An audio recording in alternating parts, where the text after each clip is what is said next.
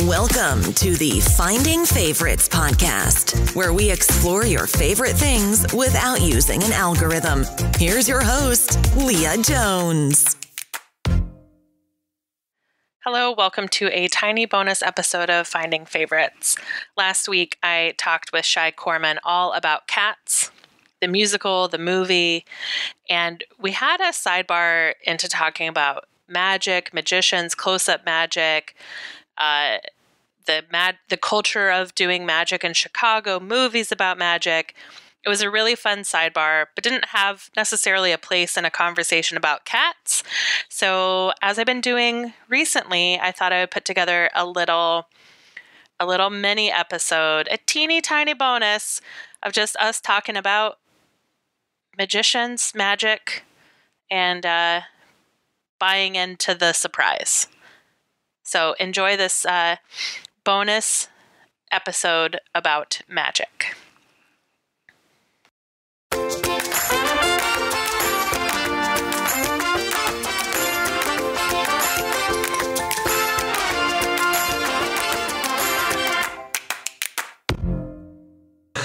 Did you, so the Rum-Tum Tugger you had a crush on, did you ever do any of the headcanon like relationships? Were you ever like, oh, are those two together or anything like that? Like I did. I mean, I probably did. And this was some of my problem with Les Mis, is that I listened to the cast album for so long that you conflate the women singers and men singers as like single characters. Like, I don't know that I always differentiated all the cats as different characters growing up. But when I saw it, the tour a couple years ago and Rum-Tum Tugger came out, I was like, oh yeah. I was like, that's like a weird emotion I'm feeling right now, which is that this was a song I had a crush on. Like this energy. And after I saw the movie, like, Mr. Mistopheles, he's the magic one, right? Like, trying to do magic. And he was the one that I was just like, oh, I just want to hold you so close right now. That, like, I think, that was one of my favorite numbers in the movie. To me, what was really interesting is that in the play, I always found Mr. Mistopheles live somewhat asexual, right? Whereas Rum-Tum Tugger is this very sexual character, right? Yeah. This very... he's the Lothario. All the women have had a relationship with him, and he's like a Bon Jovi. Like he's a lead singer of an '80s hair band. Exactly. And when we were kids, When we were kids, you're right. You're totally right. And so, but Mr. Mistopheles in the movie is one of the audience avatars. Is one of the people he's not as self-assured. He's not the automatic magical cat. He's more timid, and he's developing this relationship with Victoria, and in that sense, they gave him again, I don't know if sexuality is the right word, but they gave him a romantic plot that was totally empty from the character previously, where I totally get what you're saying. And he's kind of like, I feel like he's the more appropriate, like sensitive guy for these times. That's more of how he is. Like he's more evolved. He's a millennial. Exactly. He's more, he's more sensitive. He goes and he rescues Victoria, and he's not sure of himself. And I mean, that scene is beautiful when they changed the meaning of some of those scenes, like when they do the magic in the movie, that I thought it's different, but I'm down with it. I thought it was cool. Yeah. And I thought that was a song with like real stakes for me in the movie. Like because you didn't know if it was going to work out. Yeah. And you were like really hoping for him and like afraid it wasn't going to happen. But I love close-up magic. I love magic. Oh, you do? I love I have a magic. question. Yeah. So I'm not like, I don't want to learn how to do magic, but I do love the mind bending elements of it. Yeah. And we took our kids to see Penn and Teller in Las Vegas a couple years ago. And I was trying to find, like, is there a movie or like a video of a stage show of people doing magic, like where it's like, you know, because we can't go to a show right now, right? Because I would love to, like, I mean, I can show them Now You See Me, but is there like a Penn and Teller live show or a David Copperfield live show that people like watch that amazes them? Oh, there's got to be. I mean, David Copperfield. I think we may have also seen him when he toured Terre Haute. But a David Copperfield special when we were kids was like, that was an event. Oh yeah, I mean, remember when he disappeared the Statue of Liberty?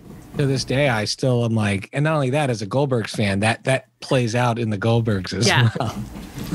I bet I'm sure you can find David Copperfield.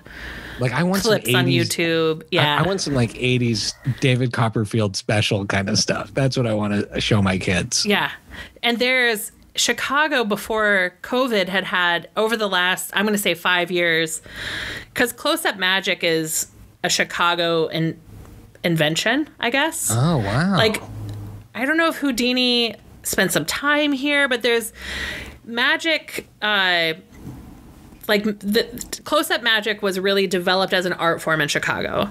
And there used to be shows all across the city and places you would go to experience close-up magic.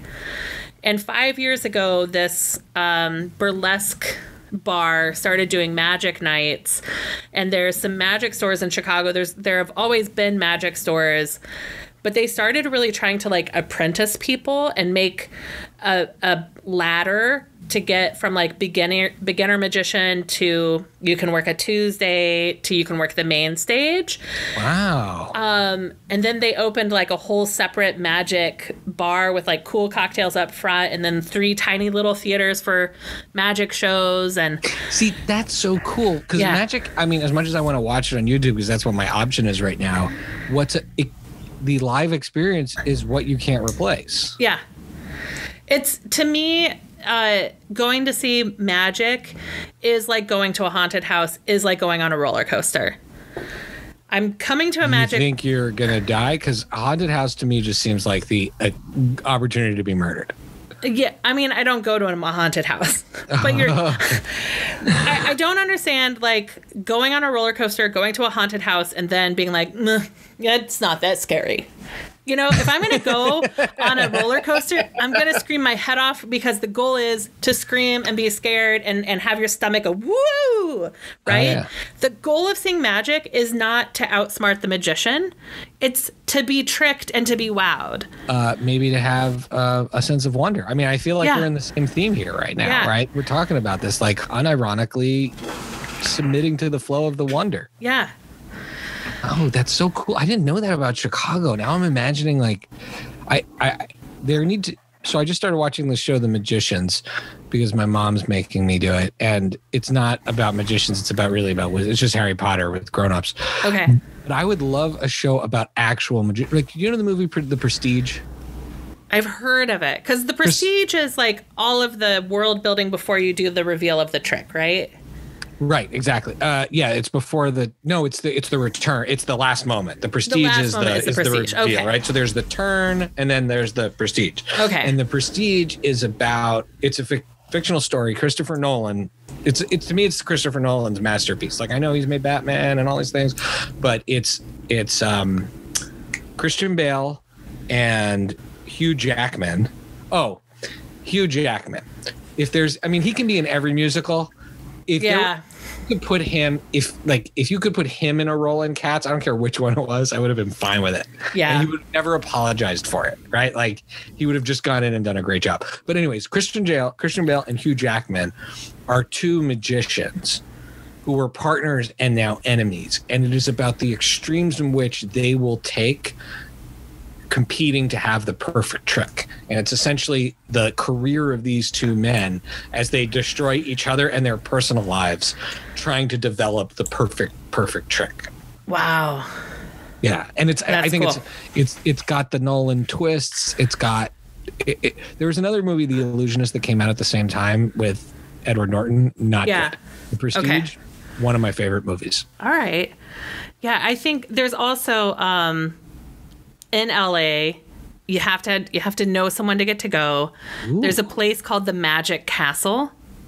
And it is, you go to see Close Up Magic, and you have to, like, a member has to take you. That's so cool. I've never been. I've heard about it on podcasts. It's like on my list of LA invitations that I want to get is like, I want somebody to take me to the Magic Castle. Do you just tweet out and say, hey, anyone got an extra invite? Or is it like just the fanciest people have this? It's not the fanciest. It is fancy people, but you have to be, and I will publicly say, like, I want to go to the Magic Castle. I think the fanciest people who have the passes, like, maybe don't want people to know they're members because it's nerdy and weird. But it's like, it's a nerdy, weird club. And I would love one night to go to the Magic Castle. Just seems like awesome. a cool night out in LA. That's really cool. Yeah, magic is one of those things don't ever want to learn to do. It's like stand-up. I don't ever want to learn to do it. It's so amazing to watch and just be dazzled by how amazing people are doing it. And I'm good with that. Yeah.